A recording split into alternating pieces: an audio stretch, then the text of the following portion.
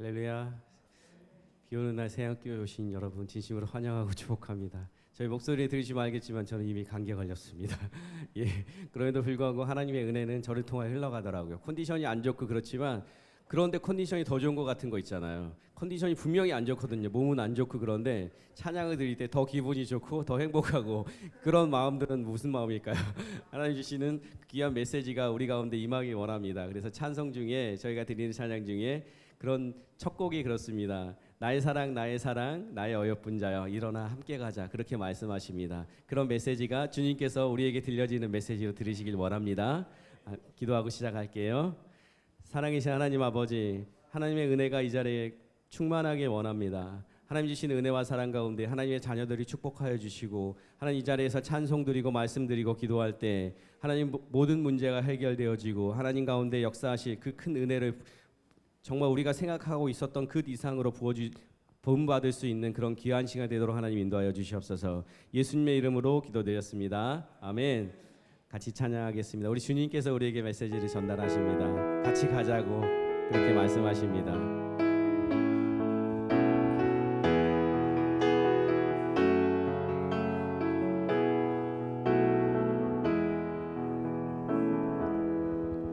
나의 사랑하는 자의 목소리 듣기 원하네. 나의 사랑 나의 어여쁜 자야, 바위 틈은 밀한 곳에서 듣기 원하네. 부드러운 주님의 음성. 다시 한번 나의 사랑하는 자의 목소리 듣기 원하네. 나의 사랑 나의 어여쁜 자야, 바위 틈은 밀한 곳에서 듣기 원하네. 부드러운 주님의 우리 주님께서 부르십니다. 나의 사랑 나의 사랑 나의 어여쁜 자야, 일어나 함께 가자. 나의 사랑 나의 어여쁜 자야, 일어나 함께 가자. 다시 처음부터 나의 사랑하는 자야, 사랑하는 자의 목소리 듣기 원하네. 나의 사랑 나의 어여쁜 자야, 바위 틈은 밀한 곳에서 듣기 원하네. 부드러운 주님의 음성. 나의 사랑 나의 사랑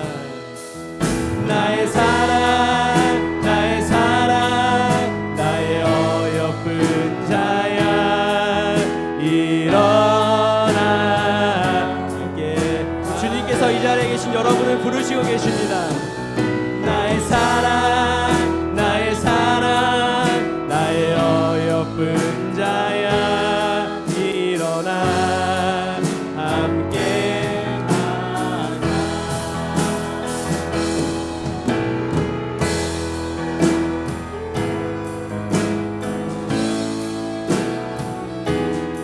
주님께서 여러분들에게 같이 가자고 말씀하십니다. 나의 사랑 어여쁜 자야, 나와 함께 가자.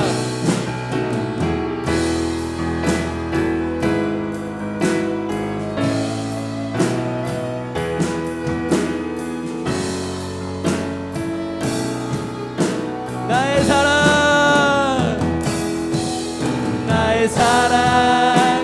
사랑 나의 어여쁜 자야, 일어나 함께 가자. 나의 사랑 나의 어여쁜 자야, 일어나 함께 가자.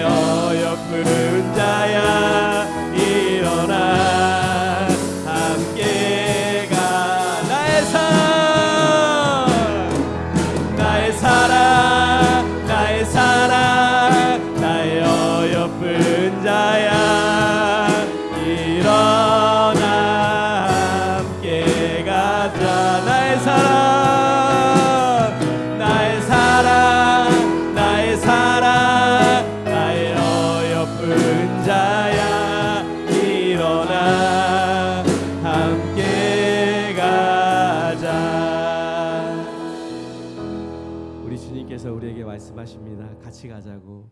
여러분 어떻게 대답하시겠습니까? 네 주님, 내가 여기 있습니다. 다른 누군가가 아닌 제가 같이 가겠습니까? 그렇게 말씀하시겠습니까?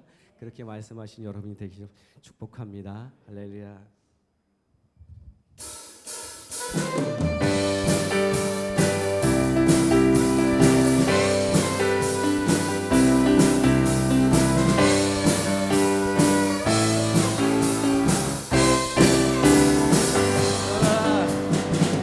일어나라 주의 백성 빛을 발하라.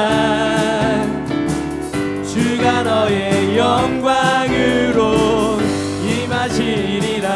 일어나라 일어나라 주의 백성 빛을 발하라.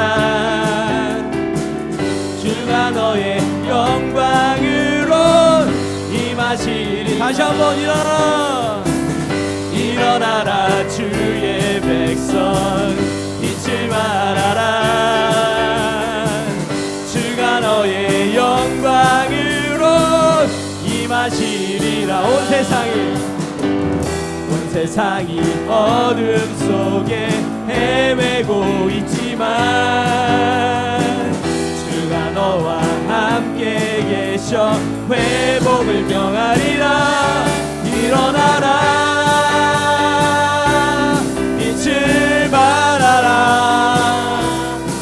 백성이 너의 빛을 보고 사방에서 나오네. 일어나라 빛을 발하라. 만 백성이 자유함을 얻어 기뻐하는도다. 처음부터 일어나라 주의 백성 빛을 발하라. 주가 너의 영광으로 임하시리라. 일어나라 주의 백성 빛을 발하라. 주가 너의 영광으로 임하시리라. 온 세상이 어둠 속에 헤매고 있지만 너와 함께 계셔 회복을 명하리라. 일어나라 빛을 발하라. 만 백성이 너의 빛을 보고 사방에서 나오네. 일어나라 빛을 발하라. 만 백성이 자유함을 얻어 기뻐하는 너. 일어나라 빛을 발하라. 만 백성이 너의 빛을 보고 사방에서 나오네. 일어나라 빛을 발하라. 만 백성이 자유함을 얻어 기뻐하는 너. 주님의 영광 나타나셨네.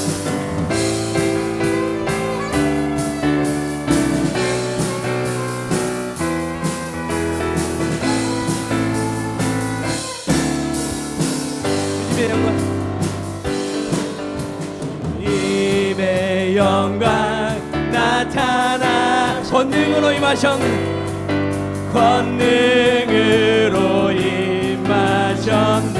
죽음에서 날 살리신, 죽음에서 날 살리신 주 성령, 놀라우신 주 하나님. 할렐루야 할렐루야. 주의 나라가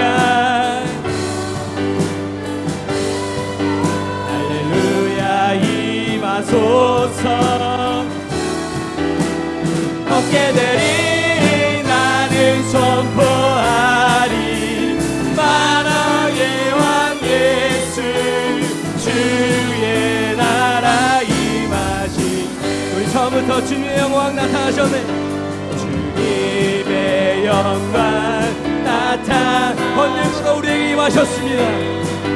권능으로 임하셨네. 죽음에서 날 살리신, 죽음에서 날 살리신 주 성령, 놀라우신 주 하나님. 아멘. 할렐루야. 주의 나라가, 할렐루야, 임하소서. 걷게 되리 나는 선포하리, 만왕의 왕 예수, 주의 나라 임하시네. 할렐루야. 할렐루야. 주의 나라가, 할렐루야, 임하소서.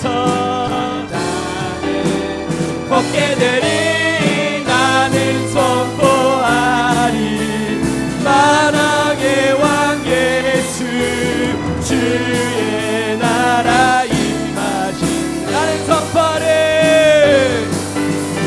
나는 선포하리, 만왕의 왕 예수, 주의 나라 임하신. 선포합시다.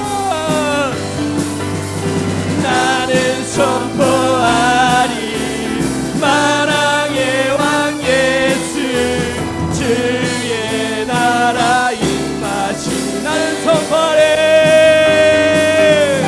나는 선포하리, 만왕의 왕 예수, 주의 나라 임하시니. 우리 살리시고 우리 하나님께 영광의 박수 올려드립시다. 할렐루야. 아멘. 아멘.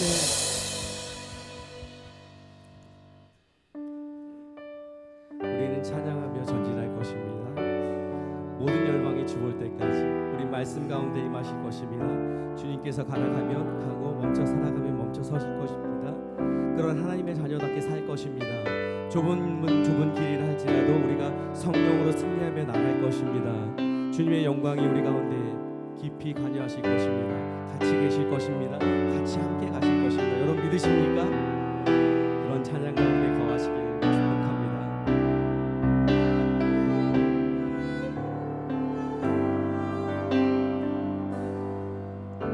내 눈 주의 영광을 보네. 우리 가운데 계신 주님, 그 빛난 영광 온 하늘 덮고, 그 찬송 온 땅 가득해. 내 눈 주의 영광을 보네. 찬송 가운데 서신 주님, 주님의 얼굴은 온 세상 향하네. 권능의 발을 드셨네. 주의 영광 이곳에 가득해. 우린 선해 주님과 함께 찬양하며 우리는 전진하리. 모든 열방 주 볼 때까지. 내 눈 주의 영광, 내 눈 주의 영광을, 우리 가운데 계신 주님, 우리 가운데 계신 주님, 그 빛난 영광 온 하늘 덮고, 그 찬송 온 땅 가득해. 내 눈 주의 영광 보내. 내 눈 주의 찬송 가운데 서신 주님, 찬송 가운데 서신 주님, 주님의 얼굴을 온 세상 향하네. 권능의 발이 드셨네. 주의 영광 이곳에 가득해. 우린 선해 주님과 함께 찬양하며 우리는 전진하리. 모든 열방 주 볼 때까지 하늘 아버지 우리 새롭게 하사 열방 중에서 주를 섬기게 하소서. 모든 나라 일어나 찬송 부르며 영광의 주님을 보게 하소서. 그의 영광 이곳에 가득해. 우리 선해 주님과 함께 찬양하며 우리는 전진하리. 모든 열방 주 볼 때가 주의 영광 이곳에 아버지 우리 선해 주님과 함께 찬양하며 우리는 전진하리. 모든 열방 주 볼 때 믿음으로 선포합시다. 주의 영광 이곳에 가득해. 우리 선해 주님과 함께 찬양하며 우리는 전진하리. 모든 열방 주 볼 때까지. 우리 기도하고 나아갑시다. 모든 열방이 주 볼 때까지 우리는 찬양하며 전진할 것입니다. 하나님 주시는 은혜와 사랑 가운데 거할 것입니다. 하나님이 주시는 그 말씀 가운데 가락하면 가고 멈춰 살아가면 멈춰 설 것입니다. 그 좁은 문이라고 할지라도 그 좁은 길이라고 할지라도 우리가 말로만 하지 않을 것입니다. 우리가 행동으로 갈 것입니다. 그렇게 결단할 수 있는 개인적으로 기도를 올리시길 원합니다. 또 특별히 말씀 전하시는 우리 담임 목사님 위해서 기도하겠습니다. 열방 가운데 선포하신 메시지를 이 단위에서 하나님이 전달하시고자 하시는 그 말씀의 메시지를 우리 목사님을 통해서 우리에게 전달되어 주게끔 그런 시간이 되도록 하나님 인도하시길 기도합시다. 말씀을 인하여서 우리가 세상을 그리스도의 계절로 바라보게 하시고 하나님 주신 은혜와 사랑으로 다시 한번 결단하고 그 작은 자가 천하를 이룬 천하보다 귀엽다고 하신 그 말씀의 메시지를 우리 가지고 다시 한번 일어나고 다시 한번 움직일 수 있는 그런 세상교회가 되도록 말씀의 메시지가 되도록 기도를 올려드리겠습니다. 그리고 특별히 예배를 위해서 같이 기도하겠습니다. 하늘의 문이 열리고 이 교회 가운데 역사하신 하나님의 은혜가 우리 모두에게 하나님 주신 은혜로 풍성한 은혜가 시간이 되도록 기도합시다. 이곳에서 정말 회복하고 치유받고 오직 하나님만 바라볼 수 있는 귀한 하나님의 자녀들이 일어나서 결단하고 오직 주님 앞으로 뛰어갈 수 있는 그런 귀한 예배 시간 되도록 기도하러 올려드리겠습니다. 기도하겠습니다.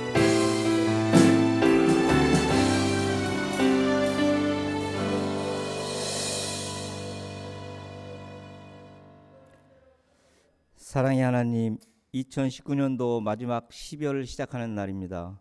올 한 해를 돌아보고 이번 한 달은 우리의 삶을 되돌아보며 정리하고 반성하는 시간이 되기를 원합니다. 혹시 우리에게 잘못한 것이 있으면 바로잡게 하시고 또한 잘못한 죄와 허물이 있다면 용서하여 주시옵소서. 하나님과의 약속한 것을 다 이루고 지킬 수 있도록 은혜를 더하여 주시옵소서. 다시 한번 주님을 위해 결단하고 약속을 성실히 이행하는 저희가 되게 하옵소서. 우리나라가 매우 혼란스럽고 안과 밖으로 위험에 빠져 있고 서로 자기 이익만을 위하여 경쟁을 하고 있습니다. 또한 위정자들도 하나님 말씀을 어기고 살아가고 있습니다.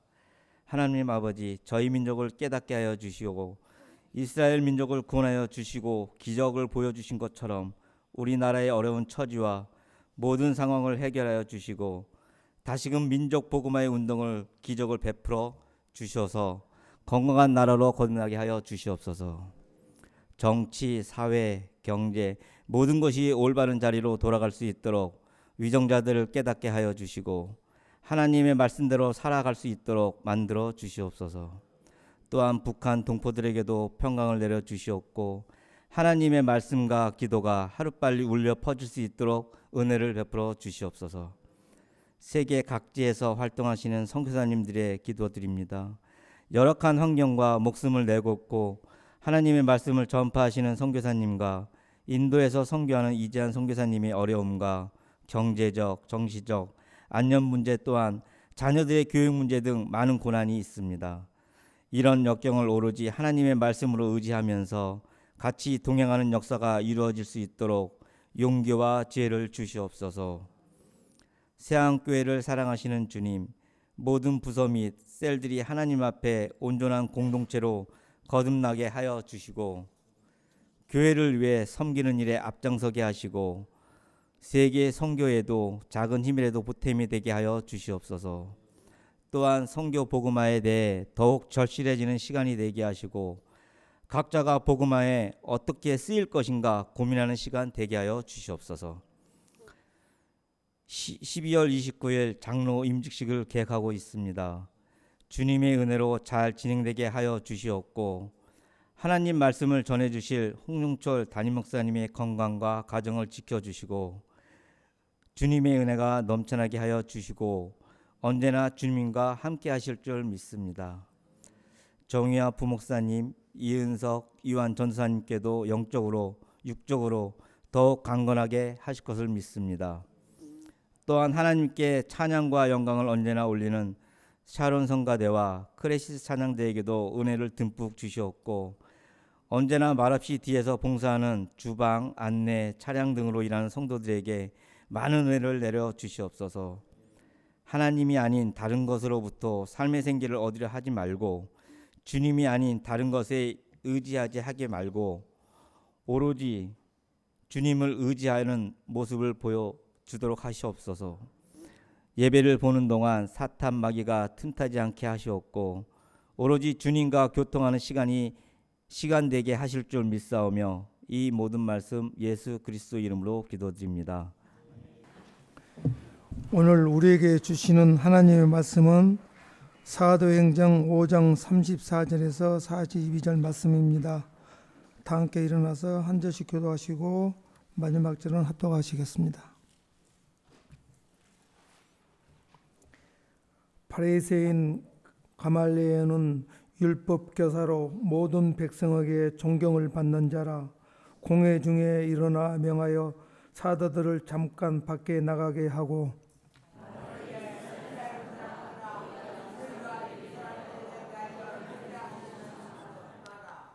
이전에 느다가 일어나 스스로 선전하며 사람이 약 400명이나 따르더니 그가 죽음을 당하며 따르던 모든 사람들이 흩어져 없어졌고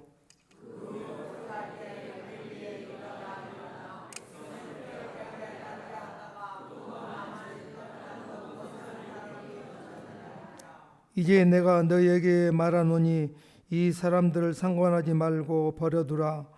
이 사상과 이 소용이 사람으로부터 났으면 무너질 것이요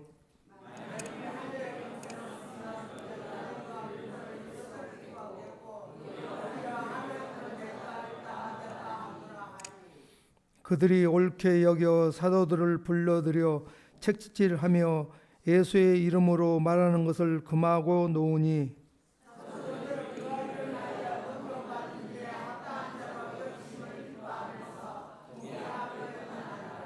다 같이 그들이 날마다 성전에 있는지 집에 있든지 예수는 그리스도라 하고 가르치기와 전도하기를 그치지 아니하니라. 아멘. 이 시간 샤론 성가대에 나와서 찬양과 함께 준비하신 예물 하나님께 올려드리도록 하겠습니다.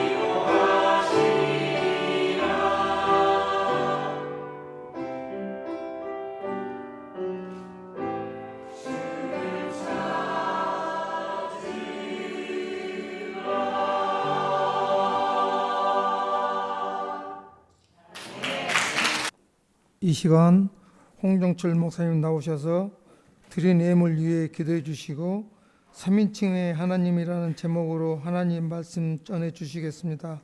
많은 은혜 받으시기 바랍니다.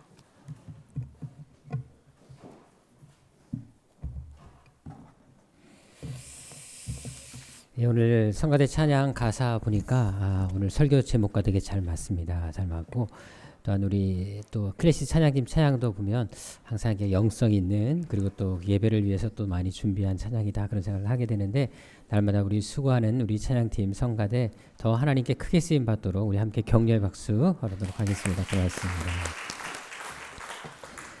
기도 제목 내신 분 하나님 은혜 감사드립니다. 황주선 강경인 부부 드렸습니다. 드린 예물 위해서 기도하겠습니다.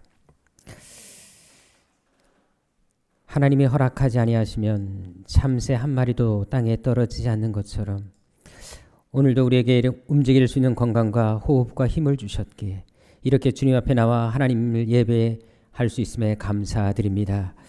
비록 주님의 푸신 은혜를 다 알 수 없지만 그래도 이 시간 주님의 은혜를 생각하며 주님 앞에 예물을 드리오니 이 예물과 함께 저희들의 마음을 기쁘게 받아주셔서 오늘 우리를 위해 예비하신 놀라운 복과 은혜가 이 자리에 있는 우리 모든 성도들에게 임하는 시간이 되게 하여 주옵소서. 특별히 이 시간 드려진 모든 예물들마다 복의 복으로 채워주셔서 영혼이 잘되고 범사가 잘되는 형통한 복이 삶의 자리마다 계속되게 하여 주옵시고 물질의 복과 건강의 복, 하늘의 신령한 복이 매일의 삶에 넘치게 하여 주옵소서. 또한 기도하는 제목이 있다면 한마디도 땅에 떨어지지 않고 다 응답되게 하여 주옵시고 무슨 일을 하든지 주께서 친히 보호하여 주셔서 늘 승리하는 인생, 간증하는 인생이 되게 하여 주옵소서. 또한 이 예배를 위해 수고하는 손길들이 있습니다. 제단을 섬기며 봉사하는 손길들마다 크신 은총을 허락하여 주셔서 손으로하는 모든 일마다 형통케 하여 주옵시고 성경이 약속하신 모든 복들이 저들의 생애 가운데 늘 차고 넘치도록 은혜 베풀어 주옵소서. 존귀하신 예수님의 이름으로 축복하며 기도드립니다. 아멘. 예, 이 시간에 우리 특별히 특송을 좀 하도록 하겠는데요. 특별히 우리 여전도에 안에 성경 통독반이 좀 있습니다. 그래서 그 성경 통독반이 특송을 준비해 주시면 감사하겠고, 그래서 어저께도 이제 그저께죠. 같이 식사도 하고 왔고 그랬는데 정말 우리 교회 안에 이렇게 귀한 모임이 있다는 게 얼마나 큰 기쁨인지 모르겠습니다. 우리 특송 해 주시도록 하겠습니다. 예.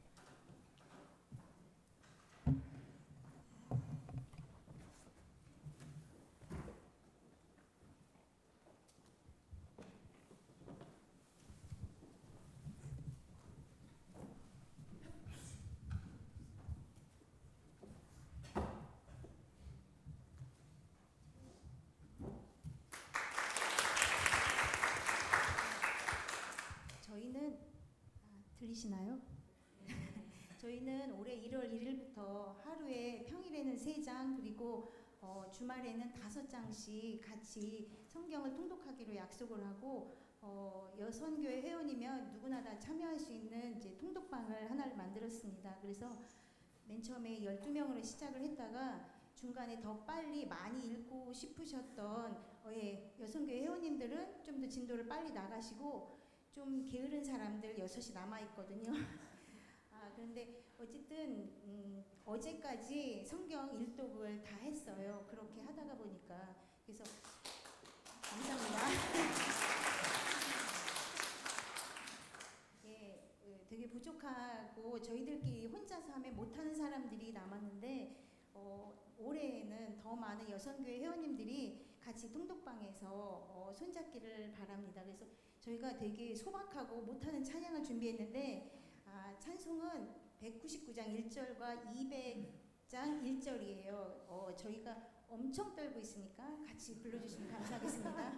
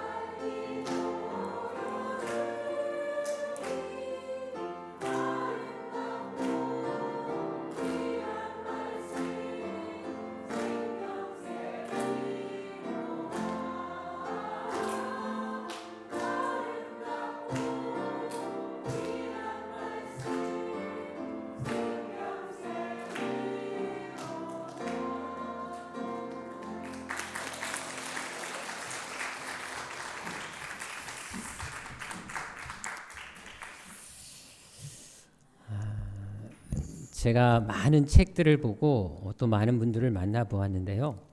성경을 꾸준하게 읽는 사람들의 삶에 하나님께서 정말 많은 복을 주시는 것을 많이 보았습니다. 특별히 건강의 복은 확실히 책임져 주시고요. 제가 어떤 일이 있었냐면 전에 한번 머리를 다치신 이렇게 머리가 좀 깨져서 이게 접합을 하신 분이 계셨는데 그분 같은 경우도 성경을 읽었을 때 머리가 너무 잘 붙는 거예요. 그래서 실제로 그 실험을 하셨는데 읽지 않았을 때는 접합했다가 다시 벌어졌는데 다시 읽으니까 붙어서 본인도 너무 놀랬다 하는 것을 간증한 적이 있었습니다. 실제로 잠언서 4장 보게 되면 성경을 읽을 때 우리의 육신의 건강을 하나님이 책임지신다라는 그런 기록이 나오고 저희 친할머님도 돋보기를 쓰고 계시다가 성경 읽다가 돋보기를 벗으셨으면 눈이 밝아지셔서 그러니까 여러분들 성경 많이 읽으셔서 더 많은 은혜를 경험하시는 우리 세안교회 성도들이 되시기를 주로 축원합니다. 자, 우리 다시 한번 뜨겁게 경외의 박수 하도록 하겠습니다. 그래서 교회를 다니면 1년에 한 번은 성경 일독해야 되지 않겠습니까? 이렇게 웹툰 이런 건 보지 말고 꼭 한번 꼭 일독하셔서 예수 믿는 사람으로서의 어떤 삶의 모습들을 좀 가지면 좋겠다 마음이 있습니다. 우리 옆 사람과 인사하겠습니다. 연말이 다가올수록 당신에 대한 그리움만 깊어갑니다. 인사를 시키면 민망해서 어쩔 줄 몰라하는 분들이 상당히 많습니다. 나중에 처음 가서 다 함께 사실 분들인데 좀 잘 지금부터 친하게 지내셔서 영원히 사시는데 이렇게 어색하시면 나중에 같이 못 사십니다. 저랑 함께 인사하도록 하겠습니다. 하나님은 여러분들을 향한 놀라운 계획을 가지고 계십니다. 아멘. 감사합니다. 아마 여기 계신 분들 중에 대중교통을 이용해서 출퇴근을 하시는 분들이 계실 것입니다. 그러면 그 출퇴근 시간에 어떤 일을 하십니까? 무엇을 하십니까?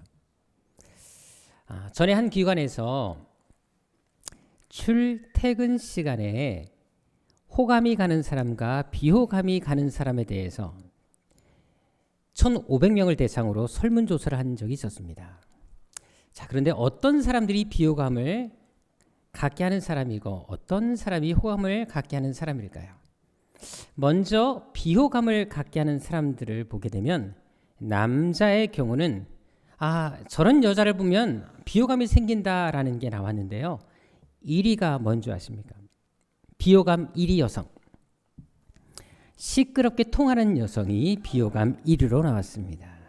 그리고 쩍 벌려 자리에 앉았을 때 다리 벌리고 앉아있는 여성이 2위로 나왔고요. 그리고 3위는 대중교통 수단 안에서 화장을 하는 여인이 3위였습니다. 그리고 4위가 심하게 조는 여성이 4위로 나왔습니다. 자, 그렇다면 남자의 경우는 어떨까요? 여성들이 보았을 때 저런 남자는 비호감이다 하는 사람은 어땠을까요? 1위가 바로 술 냄새나 땀 냄새를 풍기는 사람이 1위로 나왔습니다. 그리고 2위는 바로 시끄럽게 통하는 남성 또한 2위로 비호감이 나왔습니다. 그리고 역시 다리 벌리고 앉은 쩍벌남 역시도 비호감 3위로 또 심하게 조는 사람도 4위로 나왔습니다. 자, 하지만 출퇴근 시간에 호감이 가는 이성은 어떤 사람이었을까요? 남자의 경우에는 이 여자를 보면 진짜 호감이 간다. 그리고 왠지 말을 걸고 싶고 관심이 가는 여성이 있었습니다. 바로 자리를 양보하는 여성이 1위였습니다. 그리고 2위는 독서하는 여성이었습니다. 자, 그럼 반대의 경우는 어떨까요? 여자들이 남자를 봤을 때 호감이 가는 남성은 어떤 사람이었을까요? 1위가 독서하는 남성이었습니다. 그리고 2위가 자리 양보하는 남성이었습니다. 자, 이 말을 들으니까 갑자기 이제부터 대중교통을 이용할 때 책을 들고 가야 되지 않겠냐 그런 생각이 들지 않으십니까? 사실 사람들을 만나다 보면 호감이 가는 사람이 있습니다. 만나면 만날수록 진짜 진국인 사람들이 있다는 것입니다. 저도 아들, 딸을 두고 있지만 정말 어떤 경우에는 진짜 이 자매는 며느리 삼고 싶다. 어떤 형제는 사위 삼고 싶다라는 그런 정말 호감이 가는 사람들이 있습니다. 자, 그런데 전에 우리 아들이 그런 말을 한 적이 있습니다. 세안교에서 가장 흠잡을 데 없고 완벽한 여자가 있다. 그 여자가 누구냐? 전민양 권사님이라고 우리 아들이 이야기한 적이 있었습니다. 나 집사님 믿으십니까?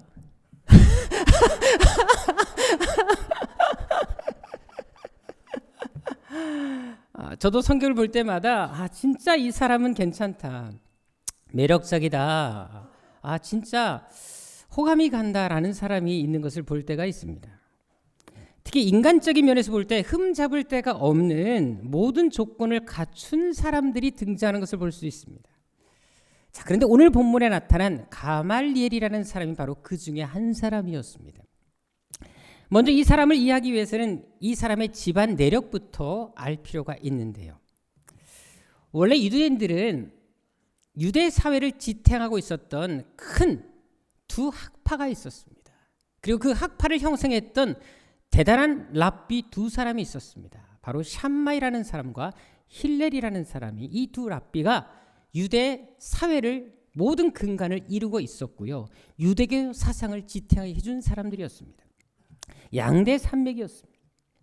자, 그런데 워낙 영향력이 있었던 이 두 사람 중에 힐렐이라는 사람이 바로 가말리엘의 친할아버지였습니다. 다시 말해서 가말리엘은 유대 사회에서 가장 영향이 있는 두 사람 중에 한 사람을 할아버지로 두고 있었다는 것입니다. 그만큼 가말리엘은 집안 내력부터 대단했습니다. 최고의 가문에서 태어나서 자랐다는 것입니다. 그렇다면 어릴 때부터 얼마나 체계적으로 잘 배우고 공부를 했겠습니까? 또한 랍비 교육을 받을 때에도 할아버지 이어서 얼마나 훌륭한 랍비의 길을 갈 수 있는 모든 조건을 갖추었겠습니까? 실제로 당시 가말리엘이 얼마나 백성들 사이에서 존경을 받고 있었는지 백성들이 그를 부르는 호칭에서도 잘 알 수가 있습니다. 당시 기록을 보게 되면 유대 사회에서 정말 존경하는 랍비를 부를 때 쓰는 호칭이 있었습니다. 그냥 일반적인 랍비도 있었지만 워낙 존경하는 랍비 중에 베스트 오브 베스트, 최고의 랍비가 있었습니다. 그런 랍비들에게 붙여준 호칭이 있었는데 그 호칭이 랍반이라는 말이었습니다. 바로 큰 스승이라는 뜻인데요. 근데 이 랍반이라는 호칭을 직접 받은 사람, 백성들로부터 들은 사람이 바로 가말리엘이었습니다. 자, 그렇다면 얼마나 그가 그 당시 백성들에게 존경받고 있었는지를 잘 알 수가 있습니다. 그래서 나중에 그가 임종했을 때 유대 백성들이 얼마나 그의 죽음을 안타까워했는지 심지어 이런 말들을 했습니다. 토라의 영광, 율법의 영광이 사라졌다. 순결과 거룩이 죽었다고 할 정도까지 이 사람이 아주 존경받고 덕망이 있는 사람이었다는 사실을 우리는 알 수가 있습니다. 그래서 오늘 본문 34절에도 보게 되면 가말리엘은 모든 백성에게 존경을 받는 자다라고 기록한 것을 볼 수가 있습니다. 그만큼 백성들이 인정하고 칭찬하고 존경했던 사람이 가말리엘이었다는 것입니다. 게다가 성경 인물 중에 이 가말리엘 밑에서 직접 사사, 훈련, 교육을 받은 사람이 누가 있었습니까? 사도 바울이 있습니다. 기독교를 형성한, 기독교를 세운 바로 사도 바울이 이 가말리엘 밑에서 제자로 훈련을 받았습니다. 사도행전 22장 3절에 보게 되면 나중 사도 바울이 자신을 변호하는 상황이 생겨서 자신을 변호하게 될 때 특별히 가말리엘이 바로 나의 스승이었다라고 언급하는 것을 볼 수 있는데 그만큼 가말리엘이 주는 영향이 컸기 때문에 바울도 그의 스승 이름을 끌어다가 인용하는 것입니다. 실제로 오늘 본문에 보게 되면 가말리엘이 얼마나 뛰어난 사람인지를 알 수가 있는데요. 먼저 본문을 이해하기 위해서는 그 당시 어떤 일이 있었는지를 살펴볼 필요가 있습니다. 2장에 보게 되면 초대교회가 형성된 이후에 놀라운 일들이 일어납니다. 그래서 교회가 급속도로 성장하게 됩니다. 그리고 3장에 보게 되면 태어날 때부터 안진뱅이 된 사람이 사도들에 의해서 고침을 받고 뛰는 역사가 나타나게 됩니다. 그래서 이 일로 인해서 3,000명이 그 자리에서 기독교로 개종하는, 회심하는 일들이 일어나게 되었습니다. 어마어마한 부흥이 교회 안에 시작된 것이지요. 자, 그런데 사도행전 4장 2절과 3절에 보게 되면 초대교회가 부흥하고 이렇게 사도들을 통해서 엄청난 기적이 일어났을 때 이를 못마땅하게 여겼던 사람들이 있었습니다. 바로 유대교 종교 지도자들이었습니다. 이들은 질투심에 사로잡힙니다. 그래서 기독교를 없애기 위해서 당시 그들이 가진 최고의 권력을 이용해서 사도들을 잡아다가게 감옥에 가두는 것을 볼 수 있습니다. 그리고 18절에 보게 되면 더 이상 예수 이름으로 전하지도 가르치지도 말라라고 위협하는 것을 볼 수가 있습니다.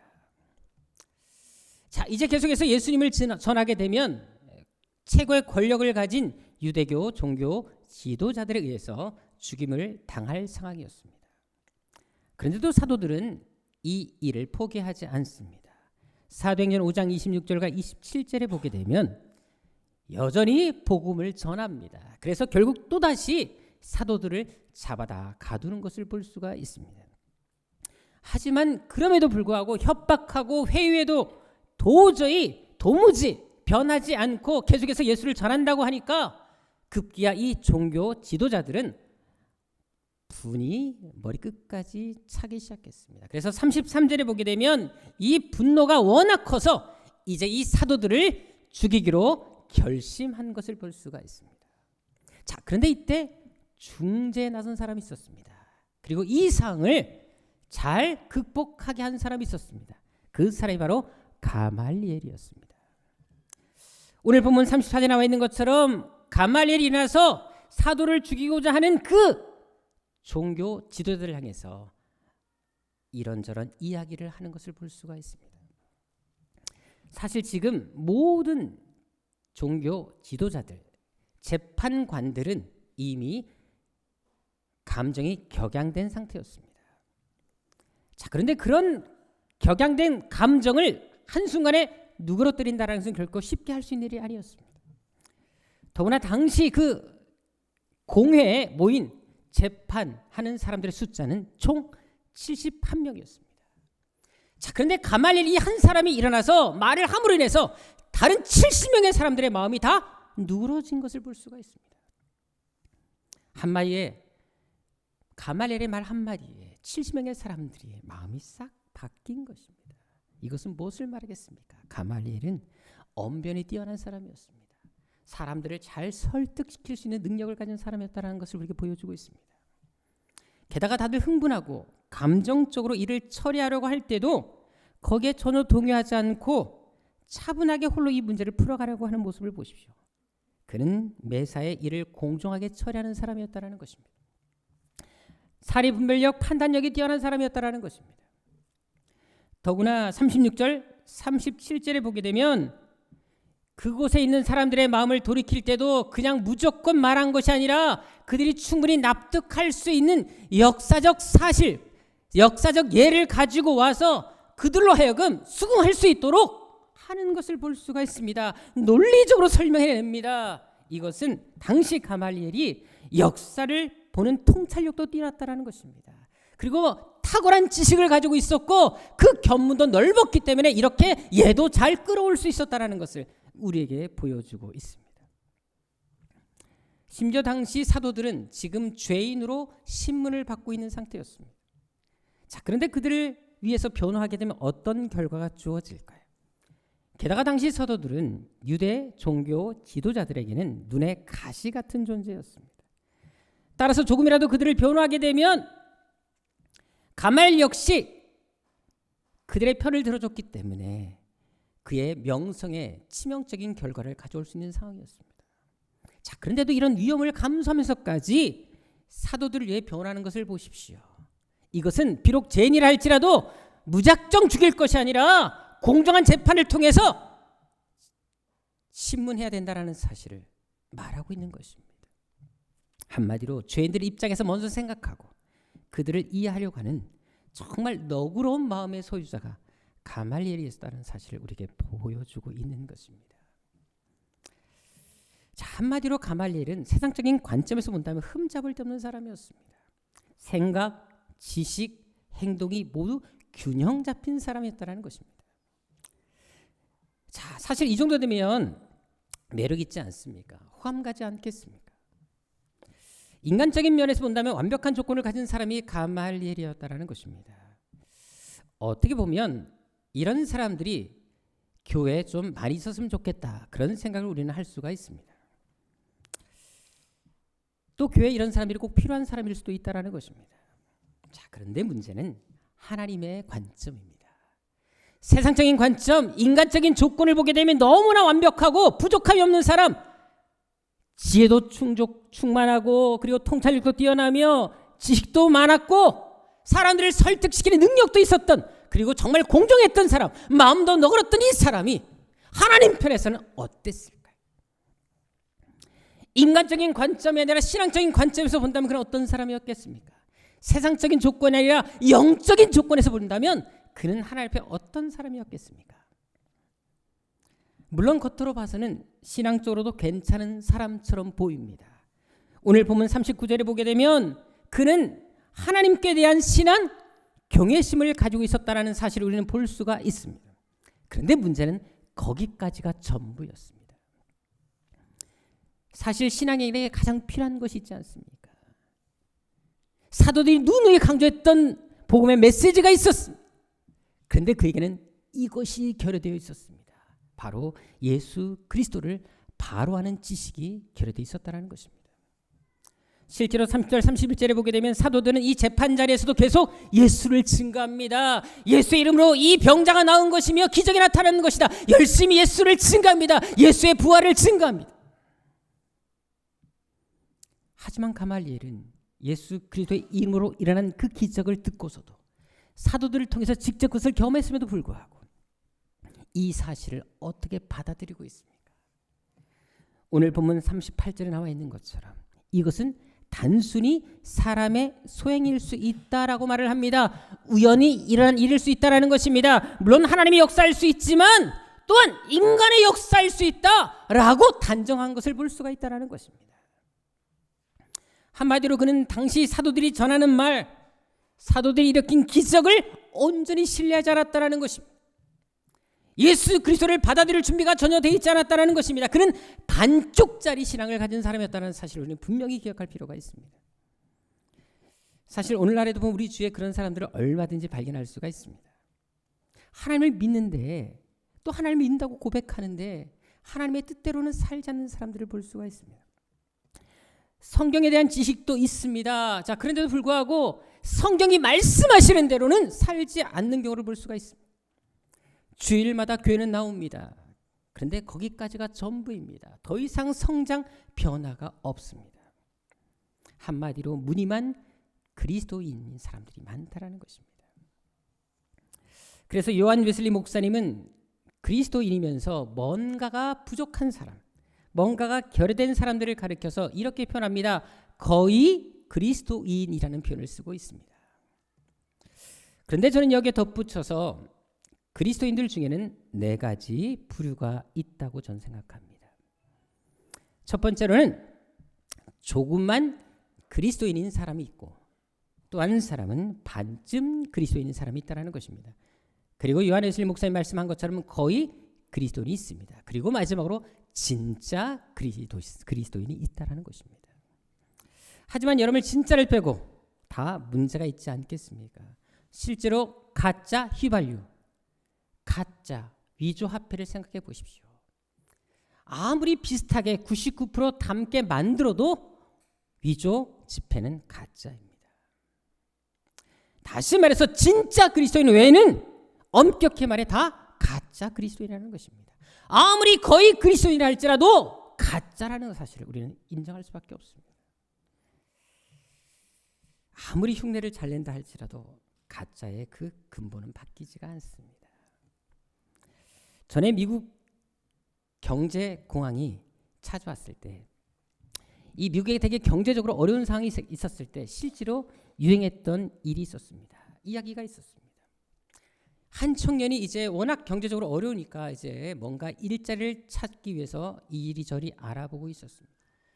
그런데 마침 동물원에서 사람을 구한다라는 구인 광고를 보고 찾아가게 됩니다. 근데 만났던 그 매니저가 어떤 일을 주었냐면 원래 잘 키우고 있던 고릴라가 워낙 인기 많은 고릴라가 있었는데 그 고릴라가 갑자기 병사에서 죽게 되었다고 합니다.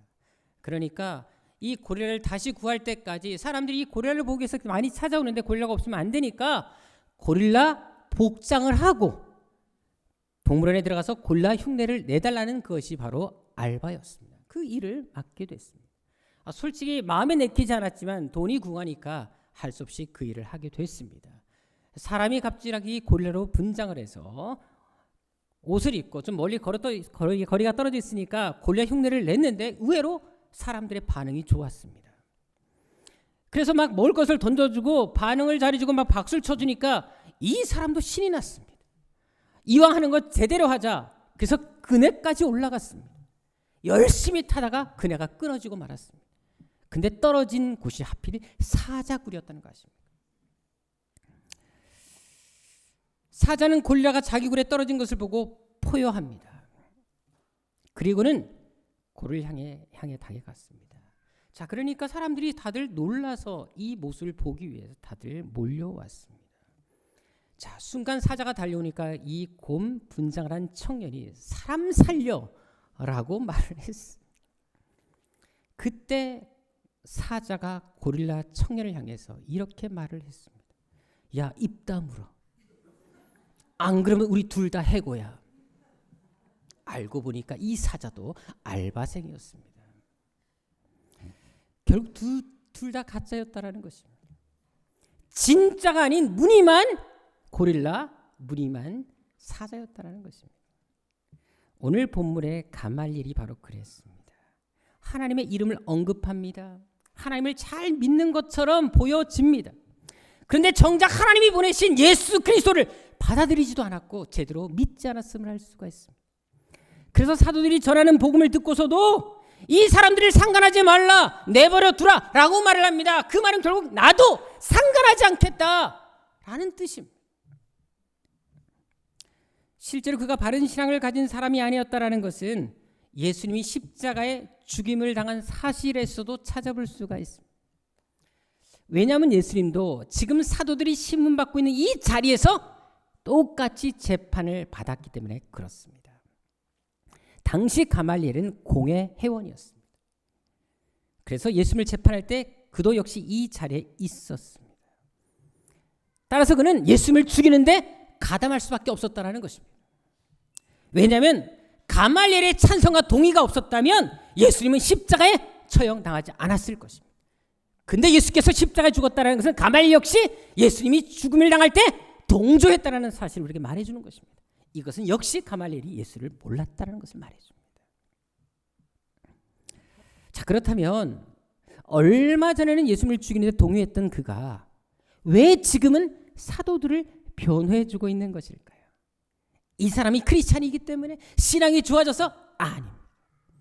그것은 이 기독교를 창시한 예수님이 이미 죽어버렸기 때문에 그렇습니다.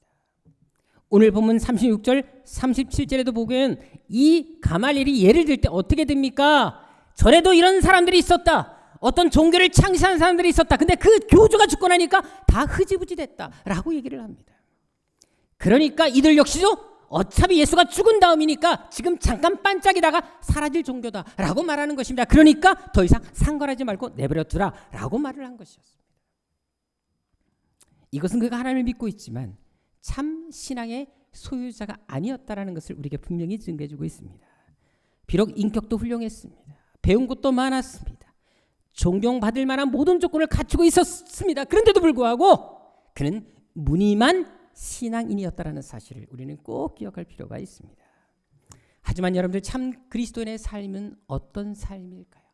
정말 예수께서 원하시는 삶, 정말 그리스도인다운 삶은 어떤 삶이겠습니까? 예수님이 공생애 동안 계속해서 강조했던 것이 무엇이었습니까? 마태복음 16장 24절에 보십시오. 너희가 나를 따라오려거든 철저히 자기에게 맡기는 십자가를 지고 나를 따르라 라고 말을 합니다. 그 당시 십자가를 진다는 것은 죽음을 의미했습니다. 내가 사라지는 겁니다. 나의 평안한 삶, 나의 안락한 삶, 모든 것을 내려놓아야지만 가능했다는 것입니다. 예수께서 원하시는 삶은 내가 하고 싶은 건 하고 내가 가고 싶은 곳에 가고 내가 누릴 건 누리면서 따라오는 삶이 아니라 철저히 나를 죽이고 나를 버리고 온전히 예수만을 향해 나아가는 삶이었음을 말해주고 있는 것입니다. 그래서 마가복음 8장 34절과 누가복음 9장 23절에 똑같은 말씀을 반복하십니다. 나를 따라오려거든 자기를 부인하고 자기 십자가를 지고 나를 따라라. 마태, 마가, 누가복음에서 계속해서 예수님께서 다 반복해서 말씀하신 이유가 바로 여기 있는 것입니다. 제자의 삶이 무엇인지, 정말 크리스찬다운 삶이 무엇인지를 보여주는 것입니다. 그런데 어떤 분들은 예수를 믿는다고 하지만 십자가를 지려고 하지 않습니다. 십자가를 저도 그렇게 오래 지지 않습니다. 예수님이 기도하셨던 겟세마네 동산까지만 가겠다라는 것이죠. 하지만 정작 예수님이 십자가에 죽으신 골고다까지는 가지 않겠다는 것입니다. 적당한 선까지만 봉사하고 그 이상은 할 수 없다라는 것이 오늘날의 모습, 바로 가말리엘의 신앙의 모습이었다는 것을 기억할 필요가 있습니다. 하지만 예수의 삶은, 예수께서 원하시는 삶은 이 성경에서 강조가 있는 것처럼 자기 십자가를 지는 것입니다. 어떤 고난도 감당해내는 것입니다. 예수님 때문에 받는 어려움, 고난, 박해가 있다 할지라도 좌절하지 않습니다. 뒤로 물러서지 않습니다. 철저히 자신을 내려놓습니다. 어떤 불이익을 당한다 할지라도 개인의 삶보다는 예수를 위해 살겠다. 죽어도 주를 위해, 살아도 주를 위해 살겠다.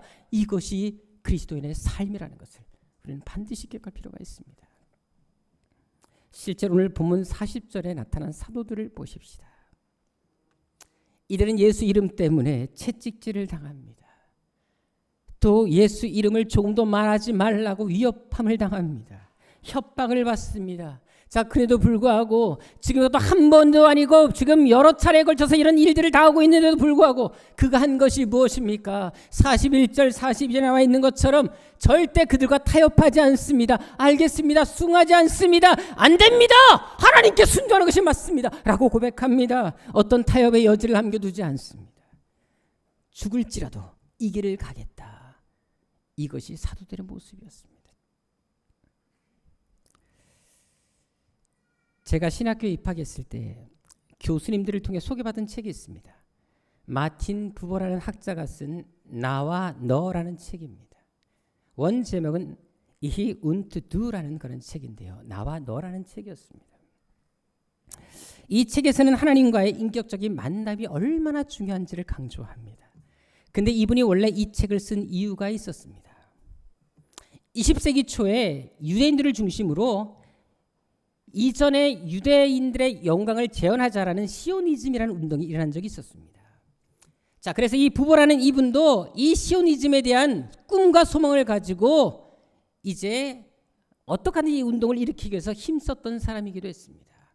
그런데 베를린에서 친한 친구 목사인 회히러라는 목사님을 만나게 됩니다.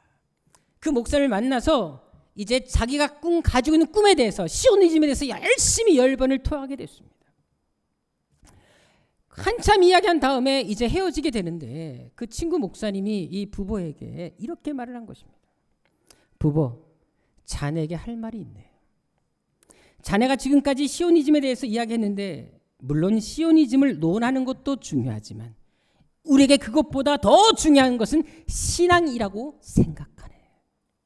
자네 하나님을 믿지? 라고 질문 던졌습니다. 여러분, 유대인들 치고 하나님 안 믿는 사람이 없습니다.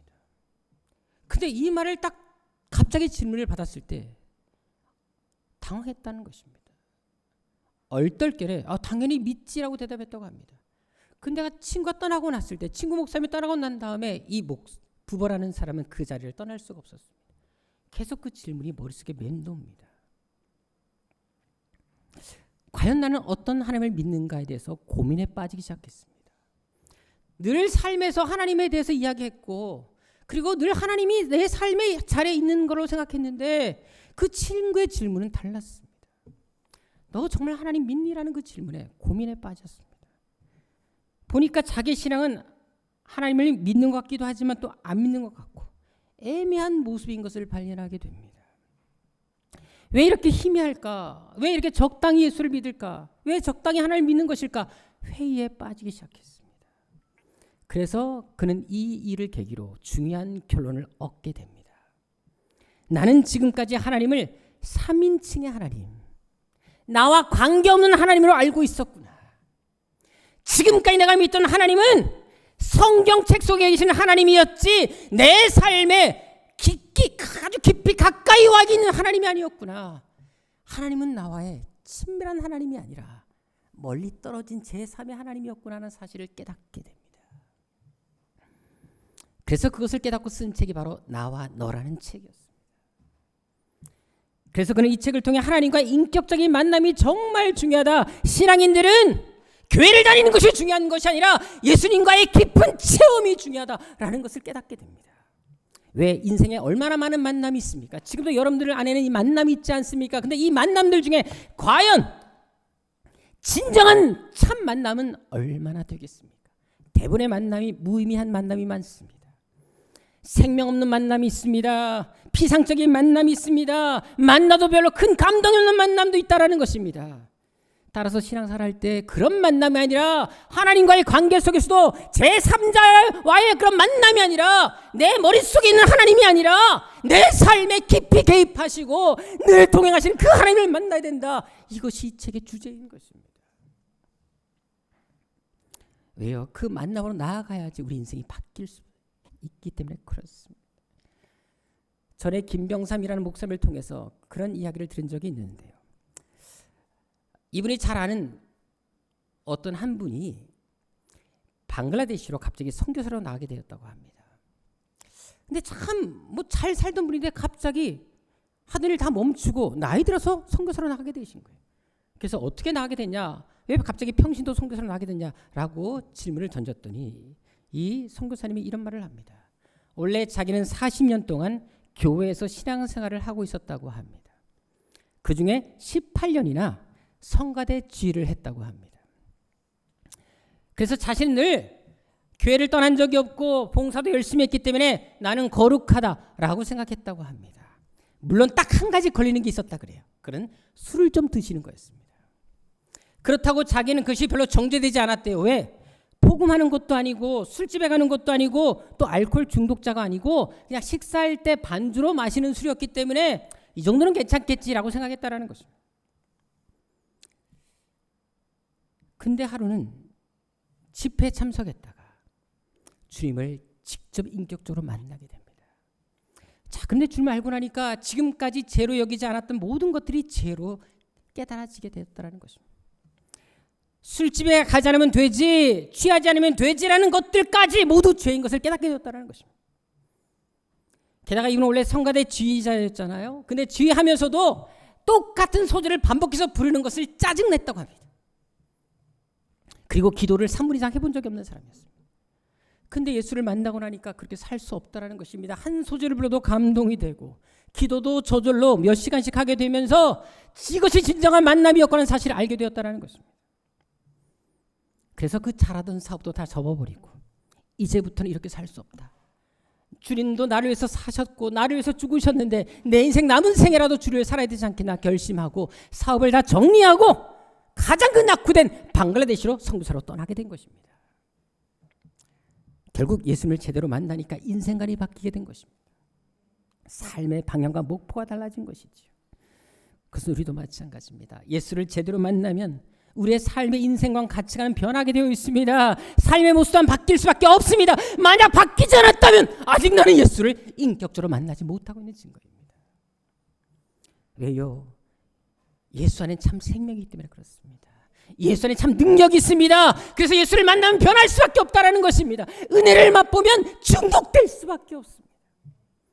그 은혜를 떠나 살 수 없다는 것입니다. 오늘 본문의 사도들이 그랬습니다. 그래서 그들은 예수님 때문에 매를 맞아도 기뻐합니다. 죽을지라도 예수를 살겠다고 고백합니다. 하지만 가말리엘은 어떻습니까? 사도들보다 배운 것이 많았습니다. 인격도 훌륭했습니다. 정말 조건적으로 볼 때, 인간적으로 볼 때 너무나 좋은 사람, 성격, 인격 다 조건을 갖춘 사람이었습니다. 그런데 중요한 것은 하나님 앞에는 자격 미달의 사람이었다는 것입니다. 예수님을 제대로 알지 못했기 때문에 그 한 가지 사실로 인해서 그는 반쪽짜리 그리스도인이었다는 것입니다. 그래서 베드로서 3장 18절에 어떤 말씀이 있습니까? 우리들이 해야 될 일이 무엇인지를 말합니다. 너희들은 어떻게 하든지 간에 예수를 믿을 때, 예수님이 오실 때까지 종말이 가까울수록 그리스도를 아는 지식에서 자라가라 라고 말씀을 하십니다. 원어 성경에 보게 되면 잠시 일시적으로가 아니라 계속적으로 이 일에 힘쓰라고 말하고 있습니다. 그것도 명령형으로 되어 있습니다. 이것은 선택이 아니라는 것입니다. 의무를 말하는 것입니다. 이제 2019년도 한 달이 지남지 않았습니다. 이 해가 지나가면 이 시간은 다시 우리에게 돌아오지 않습니다. 한 가지 분명한 것은 우리가 그냥 흘려보내버린 그 시간에 대해서 하나님께서 반드시 결산하실 날이 온다는 사실입니다. 따라서 이제부터라도 시간과 세를 아낄 필요가 우리에게 있는 것입니다. 특별히 무엇보다 예수를 알아가는데, 예수를 제대로 믿는데 참 그리스도인, 진짜 그리스도인이 되기 위한 노력과 결단이 우리에게 있어야 한다는 것입니다. 이제 12월 달부터 본격적으로 큐티가 시작될 것입니다. 다시 한번 큐티에도 힘쓰는 여러분 되시기를 주님으로 축원합니다. 배울 수 있을 때, 기회 있을 때 더 열심히 배워서 정말 예수라는 지식만큼은 남들에게 뒤지지 않는 그런 사람이 되기를 주님으로 축원합니다. 그래서 예수님을 제대로 알고 깊이 깨닫는 그 일에 있어서 내 온 열정을 다하여 남은 생애만큼은 정말 진짜 그리스도인다운 그리스도인, 하나님의 재단 잔으로 살아가는 세양교회 성도들이 되시기를 주님으로 축원합니다. 기도하겠습니다. 좋으신 아버지 하나님, 우리가 이 땅을 살아가는데 가장 가치 있는 일, 하나님께서 원하시는 일이 무엇인지를 다시 한번 고민하게 하여 주옵소서. 우리가 하나님께 주신 24시간 중에 가장 귀한 시간, 소중한 시간, 그 시간을 하나님께 드리고 있는지 우리 자신을 돌아보게 하여 주옵소서. 예수를 믿은 지 오래됐습니다. 모태신앙도 있습니다. 아버지 하나님, 그럼에도 불구하고 여전히 달라지지 않고 성장하지 않고 오히려 퇴보하고 있는 우리들의 모습은 아닌지 우리 자신들을 돌아보게 하여 주옵시고, 주님 오실 때까지 우리의 신앙 흔들리지 아니하면 그 좁은 길 끝까지 믿음의 길을 고집하며 나아가는 진짜 그리스도인 되게 하여 주옵소서. 존귀하신 예수님의 이름으로 기도드립니다. 아멘. 우리 다 같이 일하셔서 주님 다시 오실 때까지 찬양드리겠습니다.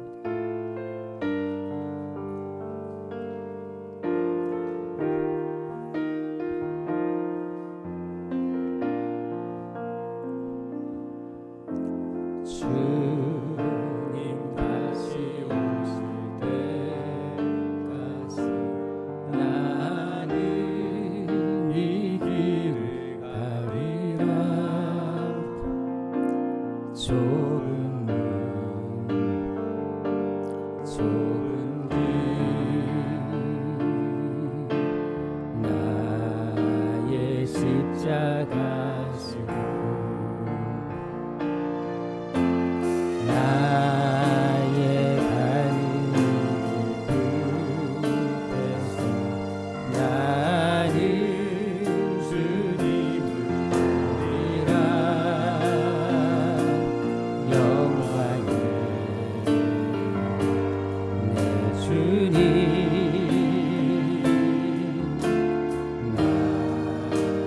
나를 맞아주시니 주님 다시 오실 때까지 나는 일어나 달려가리라. 주의 영광 온갖 덮을 때 나는 일어나 노래하리. 내 사모하는 주님 온 세상 부주시라. 내 사모하는 주님 영광의 왕이시라. 지금 우리들이 가지고 있는 최대의 관심사가 무엇인지 돌아봤으면 좋겠습니다. 지금 무엇을 위해서 우리의 가진 열정을 쏟아내고 있는지, 아니면 아무 목적 없이 살고 있지는 않은지. 하지만 이 한 해가 가기 전에 다시 한번 말씀 앞에, 주님 앞에 돌아와야 되기를 배워야 되지 않겠습니까? 처음 신앙의 자리를 회복해야 되지 않겠습니까?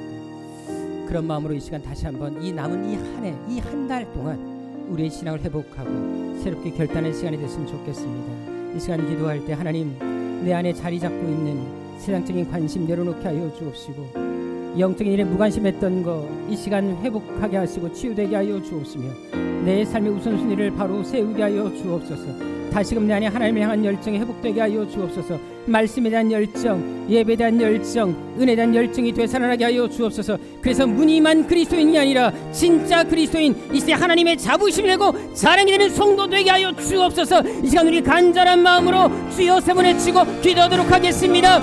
주여, 주여, 주여. 아버지 하나님, 이 시간도 하나님께 간절히 올라가는 거예요. 아버지 하나님, 무늬만 그리스도인이 되지 말게 하여 주옵소서. 아버지 진짜를 닮은 가짜가 되지 말게 하여 주옵소서.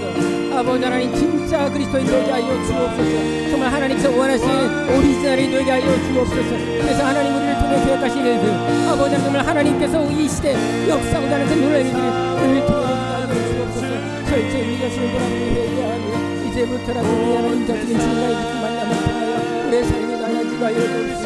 아버지 정말 주님께서 원하시는 삶의 모습을 보면하여 이제부터라도 정말 예수를 따라하는 것 힘쓰는 저희들 되게 하여 주옵소서. 아버지 하나님, 정말 반칙자는 그리스도인이 아니라 온전한 그리스도의 진짜 그리스도인답게 살게 하여 주옵소서.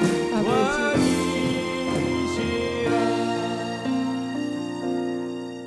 이 시간 교회를 기도하겠습니다. 하나님이 세우신 이 교회가 하나님의 기적을 보여주는 기적의 통로가 되게 하여 주옵소서. 이 시대에 하나님 마지막 남은 하나님의 자존심이 되게 하여 주옵소서.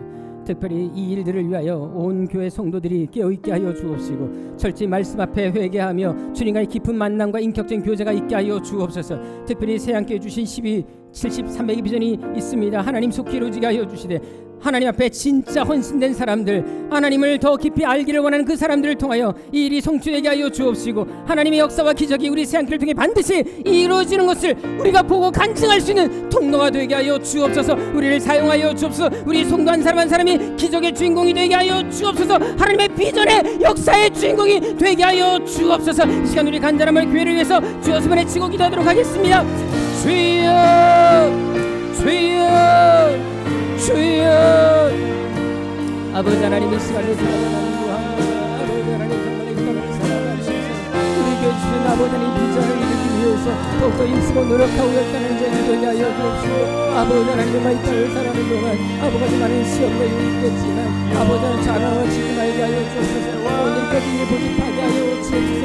그래서 하나님께서 원하시는 새한테 비전, 아버지 하나님 이 비전을 꼭 이루는 저희들 되게 하여 주옵소서. 하나님의 자부심, 하나님의 자존심이 되게 하여 주옵소서.